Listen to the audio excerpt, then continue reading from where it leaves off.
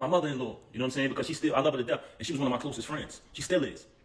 And your entire family, you want to pretend like you got any type of love for my son? You don't got no love for nobody in my family. You never showed no love you had animosity and hatred towards everybody, especially other women. You are a very unhappy individual. So you want to now fabricate and try to make it seem just so you can exploit? Don't you know that when you were saying what you were saying on what I just played about the meatball, the lane, that you said some other things that I could end this whole charade that you're trying to play with? And I'm gonna just allow you to keep going. I'm gonna allow you to keep going because that's what you like to do. Moving on along. I told y'all earlier, I'm gonna let y'all know one of the reasons why she has so much animosity towards me. I don't know about y'all, but I've been waiting for this man to say something, okay? The way this man holds his peace, like, is remarkable. I don't have the strength nor the couth, as our elders would say, to do what this man has done. And I have personally been waiting to hear his side of the story, okay? At the end of the day, it is what we all thought it was. Remy Ma is a narcissist. You know when I knew something was off? When she got back from prison, mind you, Pap was holding her down the whole time. 10 years out here wearing Remy Ma special shirts, designers from the fucking Slauson flea market every day, repping for his woman. And it was like when she got out, I just felt like an air of like entitlement. Does that make sense? Like, because he's such a like 10 toes down type of man, I didn't feel the gratitude. She would say the words, but I wouldn't feel it, right? And then she started dropping weight. When she came out and was determined to go vegan, I was like, that's kind of interesting. From a chick from the hood to just come from jail, and that's the thing you want to do? Usually a nigga want to eat. You know what I mean? You want to live. You want to do all the things you didn't get to do for the last zillion years, right? But that's not what she did. She came out, she dropped weight. And when she did, her whole energy changed. And I knew something was off. And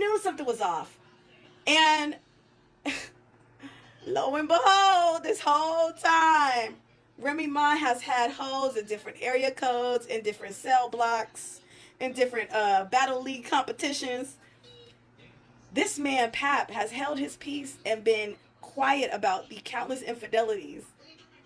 The way that he literally sacrificed his entire career, blew all of his money, putting money on her books, which we kind of knew. Like, those of us that are real ones, we kind of knew he was probably doing that, right?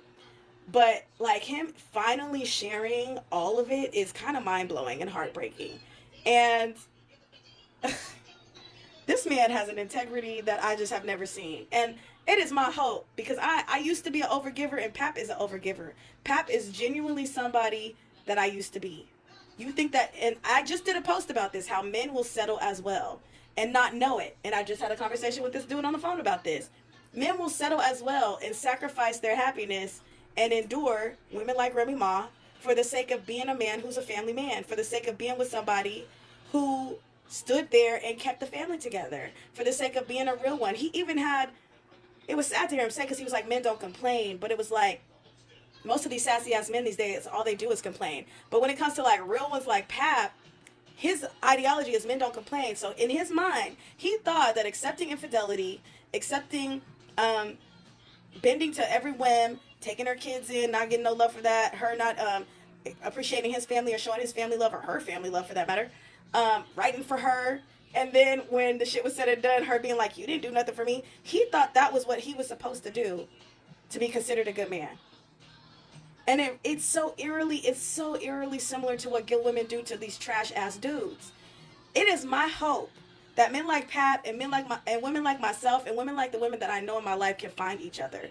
Because what we need to do is let these little hood rat narcissists like the Remy Ma's and the Tylers of the world and all these homosexuals out here trying to use women for their credit and their homes and their cars, we need to let them go be together. And the good ones need to find the good ones. I hope y'all actually take the time to listen to this man talk about, he's airing it all out finally. It's been decades and decades, and I am here for all of it. We all need to hear what this man has endured, because it, like, love and hip hop has nothing on what has been going on behind the scenes, y'all.